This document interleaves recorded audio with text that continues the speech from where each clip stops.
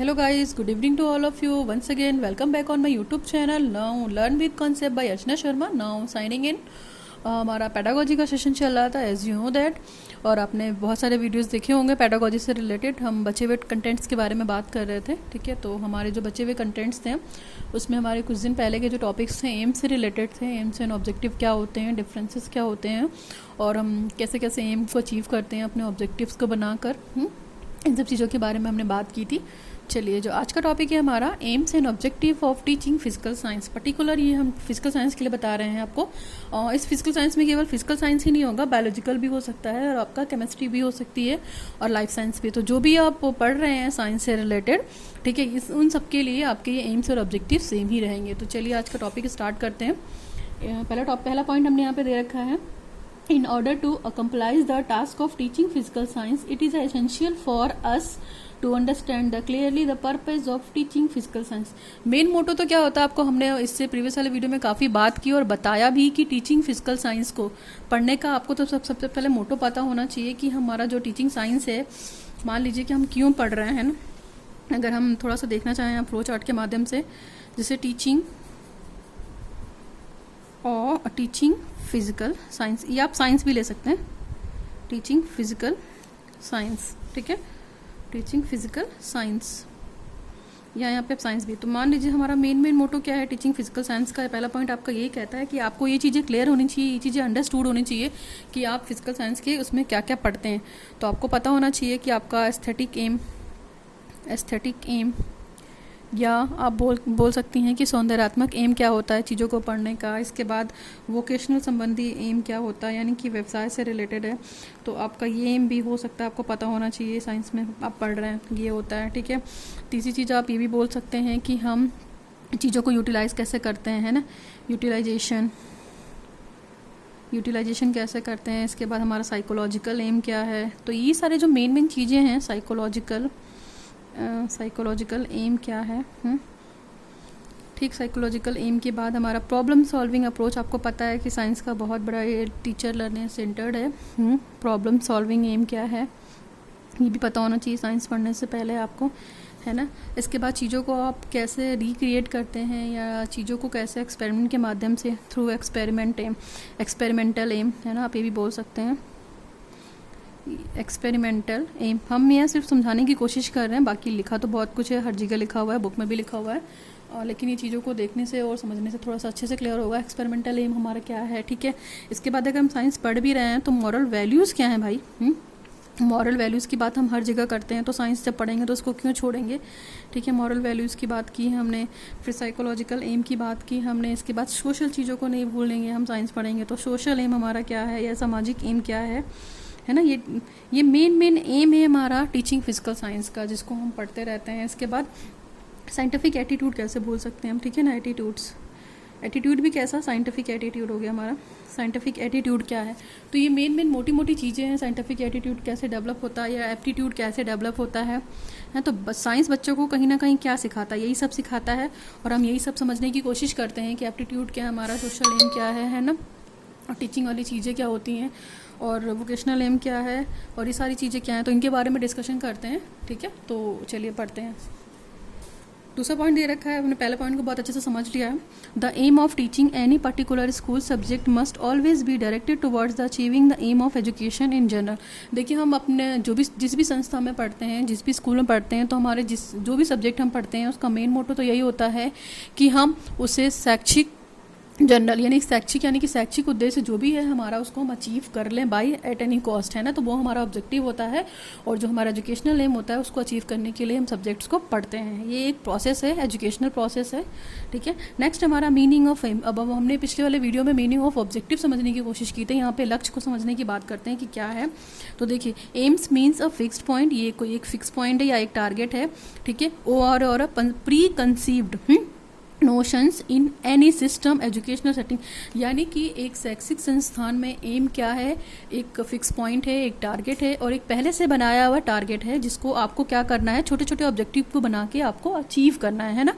Next है हमारा aim is a declaration of a intent which give the direction to a teaching program. आप जब भी कोई प्रोग्राम बनाते हैं तो उस प्रोग्राम का एक एम होता है ना. बिना एम के तो हम कोई भी कार्य नहीं कराते हैं. चाहे सेमिनार भी बनता है तो उसका मेन मोटो क्या होता है कि लोगों तक जिस टॉपिक के बारे में हम डिस्कशन कर रहे हैं वो चीज़ें पहुंच जाएं और मोटो समझ में आ जाए।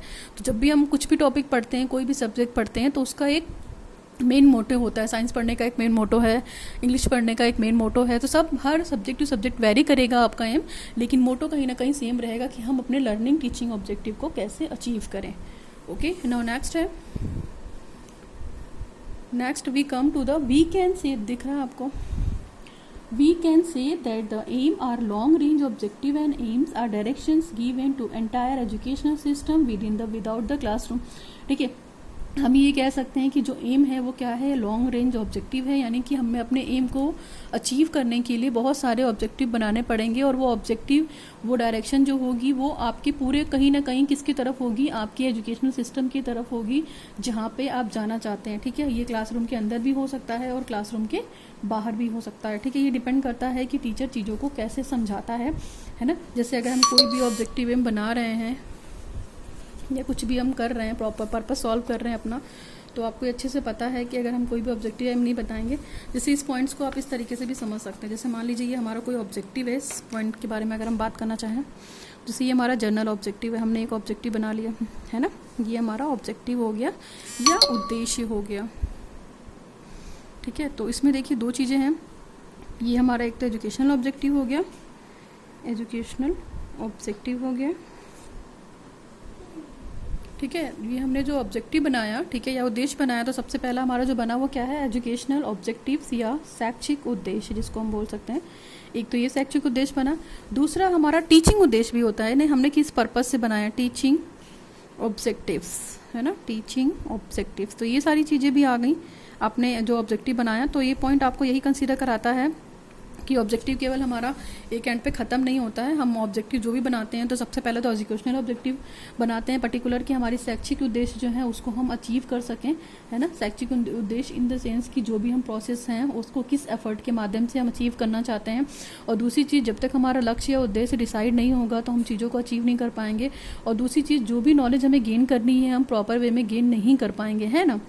जैसे एग्जाम्पल्स की बात करते हैं तो क्लास में आपको पता है कि हर जो टीचर का मेन काम होता है, क्लासरूम ऑब्जेक्टिव हमारा यही होता है कि अगर हम 100 बच्चों को पढ़ा रहे हैं तो जो टॉपिक हम डिलीवर कर रहे हैं बच्चों तक, जो टॉपिक हम स्टूडेंट तक डिलीवर कर रहे हैं, उसको, उस टॉपिक को हर बच्चे को प्रॉपर वे में समझ में आना चाहिए कि हाँ टीचर ने क्या पढ़ाया है, क्यों पढ़ाया है और क्या पढ़ाया है। तो ये सब चीज़ें अगर बच्चों को समझ में आ जाती है तो कहीं ना कहीं उनके बिहेव में क्या होगा, वो चेंज होगा, वो अपने बिहेव को मॉडिफाई करेंगे, अपने व्यवहार में चेंज लाएंगे।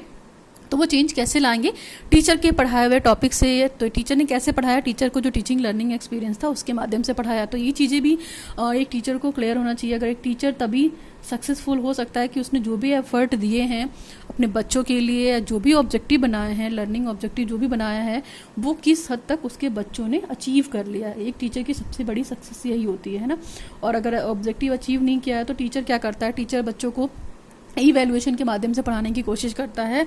फिर ई-वैल्यूएशन के बाद उसको चीज़ें समझ में आती हैं कि कहाँ पे मिस्टेक थी, कौन सी टेक्निक गलत थी या क्या तरीका गलत था, तो हम उसको क्या कर सकते हैं, उसको इम्प्रूव करके आगे भी काम किया जा सकता है। तो ये एक टीचर है, और टीचर तब तक सक्सेसफुल नहीं होगा जब तक उसके जो लर्निंग ऑब्जेक्टिव हैं वो बच्चों तक देना, और बच्चों को देने के बाद उनके बिहेव में वो चेंजेस को इंक्लूड ना करे या चेंजेस को सिम्बलाइज ना करे या चेंजेस को ना देखे। तो जब भी हम ऑब्जेक्टिव बनाएंगे तो आपको पता है सबसे पहले जो हमारा मेन मोटो होगा एजुकेशनल ऑब्जेक्टिव को अचीव करना, फिर नेक्स्ट मोटो होगा हमारा टीचिंग ऑब्जेक्टिव।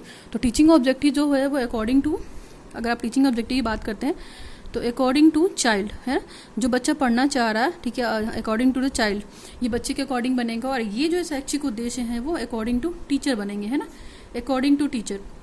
एक टीचर को पता है कि हमारा शैक्षिक उद्देश्य क्या है और हमें बच्चों को क्या देना है, और देने के बाद हमने चेंज इन बिहेवियर में क्या अचीव किया है। ठीक है, change in behaviour, change in behaviour. ठीक है, तो ये मेन चीज़ें थी, समझ ली होगी आपने। चलिए अपने पॉइंट पे आ जाते हैं अब फटाफट। AIIMS of teaching physical science, physical science यानी कि भौतिक विज्ञान शिक्षण को पढ़ने के उद्देश्य लक्ष्य क्या है।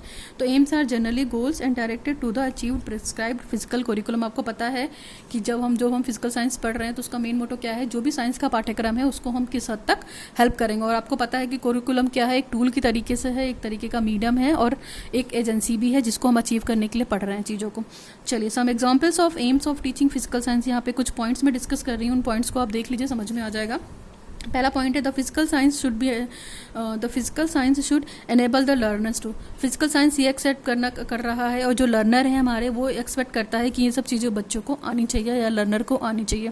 ठीक है, पहला पॉइंट है know the impact of basic background of the nature of the scientific culture. उसको पता होना चाहिए कि जो विज्ञान का क्या कहते हैं, विज्ञान का जो कल्चर है या विज्ञान का जो उद्देश्य है पढ़ने का, उसका इम्पैक्ट क्या है हमारे बैकग्राउंड पे या विज्ञान का नेचर क्या है और चीज़ों को कैसे हमें जानना है। ठीक है, नेक्स्ट पॉइंट है develop the interest of student in the physical science. विज्ञान को पढ़ने का मेन मोटो एक ये भी होता है, एम होता है कि बच्चों के अंदर फिजिकल साइंस के लिए रुचि डेवलप करा सके, है ना। जब हम आपको पता है कि ऑब्जेक्टिव बनाते हैं, BS ब्लूम की जो टेक्सोनॉमी है हमारी, कॉग्निटिव डोमेन, अफेक्टिव डोमेन और साइकोमोटर डोमेन, तो हमारे सबके ऑब्जेक्टिव अलग अलग होते हैं ना, तो उसको पता है कि जो हमारे ऑब्जेक्टिव्स होंगे एक प्लान को पढ़ाने के लिए, एक टॉपिक को पढ़ाने के लिए, तो सबसे पहला बच्चों के अंदर क्या है, साइंस के बारे में रुचि डेवलप कराए, तो ये पॉइंट उसी से है। नेक्स्ट हमारा prepare for the physical science related to the vocation. और फिजिकल साइंस बच्चों को इस बात के लिए प्रिपेयर करे कि वो चीज़ों को रिलेट करके कैसे वोकेशन चीज़ों को प्लान कर सकते हैं या व्यावसायिक चीज़ों को प्लान कर सकते हैं। नेक्स्ट हम फटाफट पढ़ते हैं। Make student aware of the social implication of various discoveries of physical science. बच्चों को इस बात से अवेयर कराइए, बच्चों को इस बात के लिए प्रिपेयर कराइए कि साइंस चीज़ों को खोजने में बिलीव करता है और उसकी इम्प्लीकेशंस को देखता है। ठीक है, तो बच्चों को इस बारे में भी आप अवेयर कराइए कि साइंस पढ़ना कितना ज़रूरी है। साइंस ही व्हाट वाई का कॉन्सेप्ट को क्लियर करती है कि हमने चीज़ों में क्यों अचीव किया, कहाँ से आया है ना, इसकी ओरिजिन क्या है। लॉजिक की बात करता है, सीक्वेंस की बात करता है, प्लानिंग की बात करता है, सिस्टम की बात करता है। ठीक है, नेक्स्ट है appreciate the role of physics in their daily life. और बच्चों को ये भी बताइए और बच्चों को साइंस, फिजिकल साइंस पढ़ा के बच्चों को ये इस बारे में अप्रिशिएशन दीजिए या अप्रिशिएट कीजिए कि आप अपनी डेली लाइफ में फिजिक्स को कितना यूज़ करते हैं। ठीक है, चाहे वो बल्ब हो, चाहे वो टीवी हो, चाहे टेक्निकल चीज़ें हो, तो इसमें इन सब में कहीं ना कहीं आपकी फिजिक्स इन्वॉल्व है। नेक्स्ट हमारा train in the method of science. उसको बच्चे को प्रॉपर ट्रेन कर दीजिए कि साइंस के मेथड्स क्या होते हैं। प्रॉब्लम सॉल्विंग हो गया, डिस्कशन मेथड हो गया, लेक्चर मेथड हो गया, डेमो मेथड हो गया, है ना, ये सारे लेक्चर कम डेमोन्स्ट्रेशन हो गया। तो बहुत सारे मेथड और स्ट्रेटजीज हैं जो बच्चों को बताया जाए, किसके द्वारा, टीचर के द्वारा। फिर है इनकलकेट साइंटिफिक टेम्पर। बच्चों को साइंटिफिक टेम्पर के बारे में बताया, वैज्ञानिक रुचि के बारे में बताया कि क्या होता है। नेक्स्ट हमारा enhancing their understanding its various segments of physical science. बच्चों को हमेशा इनकरेज कीजिए, हमेशा इन्हेंस कीजिए और उन्हें समझाने की कोशिश कीजिए कि साइंस की जो बहुत सारे सेगमेंट हैं, चाहे वो बायोलॉजिकल साइंस हो, चाहे केमिस्ट्री हो, उसके बाद फिजिक्स हो, इसके बाद लाइफ साइंस हो, किसी भी तरीके की साइंस हो, तो ये बहुत सारी चीज़ें हैं और उनको समझाने की कोशिश कीजिए कि ये सभी चीज़ें क्या हैं, साइंस का एक पार्ट है या साइंस का एक सेगमेंट है। नेक्स्ट हमारा develop the scientific attitude and science related to the values among लोगों, बच्चे जो आपस में बैठे हैं, बैठते हुए गैदरिंग करती हैं, तो बच्चों के अंदर साइंटिफिक एटीट्यूड यानी कि वैज्ञानिक अभिरुचि को डेवलप कराएं, उससे रिलेटेड जो भी चीज़ें हैं वो बताएं। ठीक है, कि साइंस क्या क्या करती है, डिस्कवरीज करती है, नई नई खोजें करती है, नए नए इन्वेंशंस करती है, आविष्कार करती है, इस तरह की चीज़ें करती है।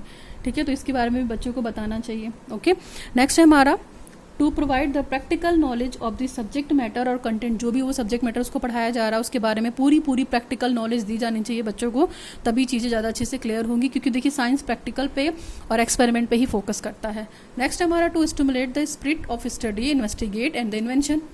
बच्चों को इस तरीके से आप स्टिमुलेट कीजिए, चीज़ों को प्रैक्टिकल करेंगे तो आपके बच्चे ऑटोमेटिक स्टिमुलेट होंगे, देखकर क्या होंगे, इनकरेज होंगे कि हाँ ये टीचर डेमो के माध्यम से या प्रैक्टिकल के माध्यम से बता रहा है।